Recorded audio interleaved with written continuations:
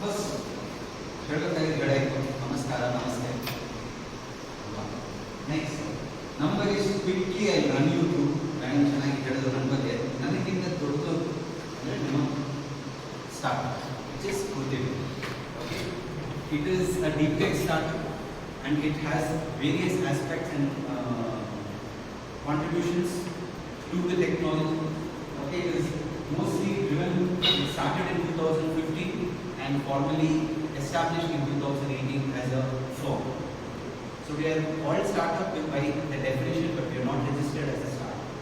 Okay, the founders are from some of the premium institutes in the country, like IIT, IIC and MSI.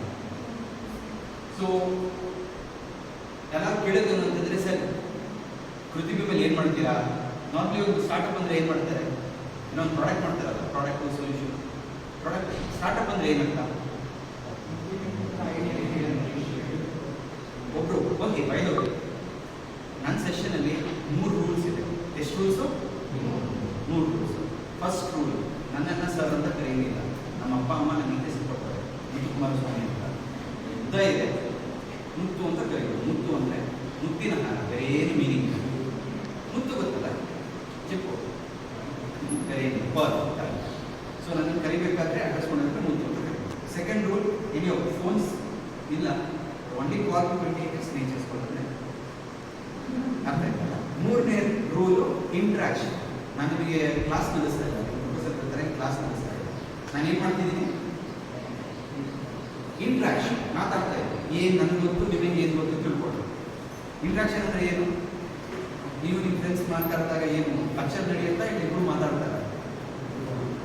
ಏನು ನಡೆಯುತ್ತೆ? ಮಾತಾಡಬೇಕು. ಇಲ್ಲ ಅಂತಂದರೆ ನಾನು ಕೂತ್ಕೊಂಡು ಸರಿ ಮಾತಾಡ್ತೀರಲ್ಲ ನಿಮ್ಮ ಫ್ರೆಂಡ್ಸ್ ಜೊತೆ, ಅದೇ ಥರ ಮಾತಾಡೋದು. ಓಕೆ, ಅರ್ಥ ಆಯ್ತಾ? ಇನ್ಸ್ಟ್ರಕ್ಷನ್ ಫಾಲೋ ಮಾಡಿ, ರೂಲ್ಸ್. ಅರ್ಥ ಆಯ್ತಲ್ಲ? ಗುಡ್. ಓಕೆ, ಸ್ಟಾರ್ಟಪ್ಸ್ ಅಂದರೆ ಏನು ಮಾಡ್ತಾರೆ startups? What idea do they?